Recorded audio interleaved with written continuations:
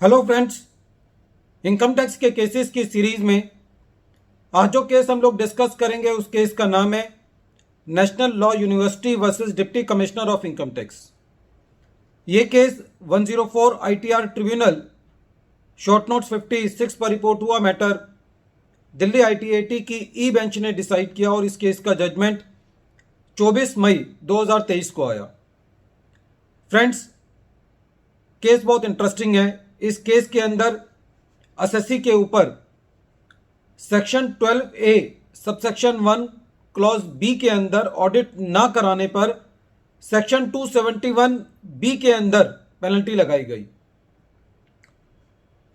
Section 12A उन conditions के बारे में बताता है जो कंडीशंस एसएससी को फुलफिल करनी होती हैं सेक्शन 11 और 12 की एग्जम्पशन को क्लेम करने के लिए, और सेक्शन 271B के अंदर जो पेनल्टी लगती है वो टैक्स ऑडिट ना कराने की एवज में लगती है। इस केस के अंदर एसएससी ने जो ऑडिट नहीं कराया था वो section 12A subsection 1 clause B के अंदर ऑडिट नहीं कराया था, लेकिन असेसिंग ऑफिसर ने सारे कानूनों को ताक पे रखते हुए एसएससी के ऊपर सेक्शन 271B की पेनल्टी लगाई, जो कि टैक्स ऑडिट ना कराने की वजह से एसएससी पर लगाई जाती है। इस केस के फैक्ट्स इस तरीके से हैं। इस केस के अंदर एसएससी का जो स्टेटस है वो एक लोकल अथॉरिटी का है। जब किसी को एक लोकल अथॉरिटी का स्टेटस दिया जाता है तो इसका मतलब ये होता है कि वो बिजनेस नहीं करेगी।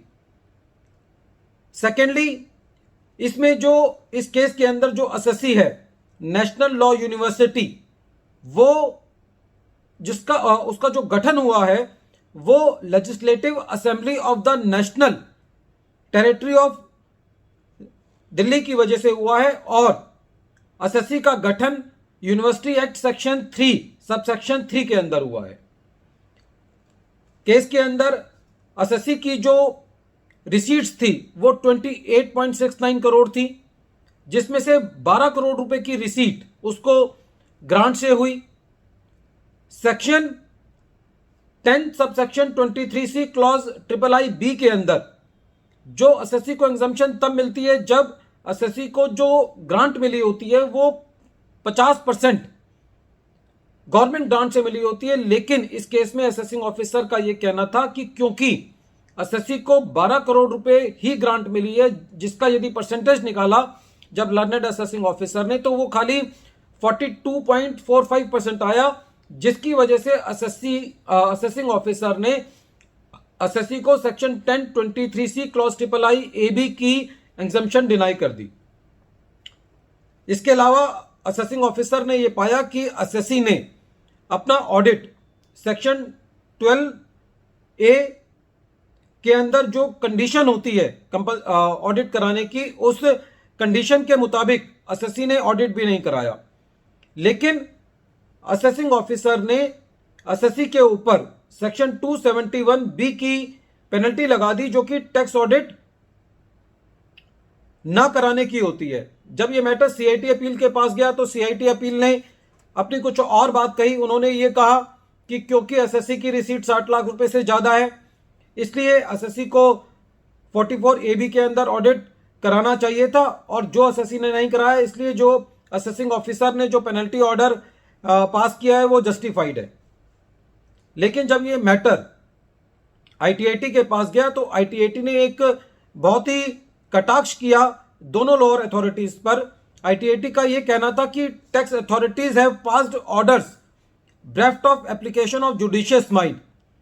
सबसे पहली बात तो यदि एसएससी ने section 12A subsection 1 clause B का ऑडिट नहीं कराया था तो उसकी वजह से आप उसको एग्जम्पशन तो डिनाई कर सकते हो, लेकिन आप उसकी वजह से एसएससी के ऊपर एक गलत सेक्शन के अंदर पेनल्टी नहीं लगा सकते। यदि असेसिंग ऑफिसर ने ऐसा कर भी दिया था तब भी सीआईटी अपील ने भी जो फैक्ट्स को है वो सही मायने में अप्रिशिएट नहीं किया, और ये कहा कि क्योंकि एसएससी की रिसीट 60 लाख रुपए से ज्यादा है इसलिए उसके ऊपर पेनल्टी बनती है। तो आईटीएटी ने इस केस में जो एसएससी के ऊपर सेक्शन 271B की पेनल्टी लगाई गई थी, section 12A subsection 1 clause B का ऑडिट ना कराने पर उसको डिलीट किया।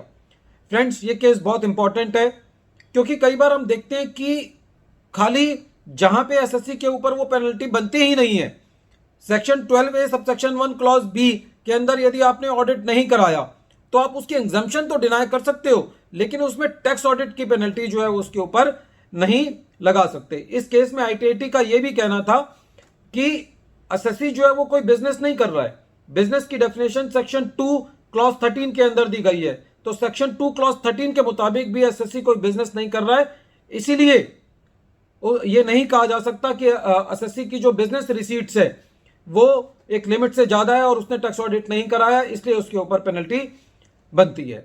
वीडियो के अंत में एक बार फिर मैं केस का नाम रिपीट कर रहा हूं। केस का नाम है national law university versus deputy commissioner of income tax, और ये case 104 ITR tribunal short notes 56 पर रिपोर्ट हुआ। मैटर दिल्ली आईटीआईटी की ई बेंच ने डिसाइड किया और इस केस का जजमेंट 24 मई 2023 को आया।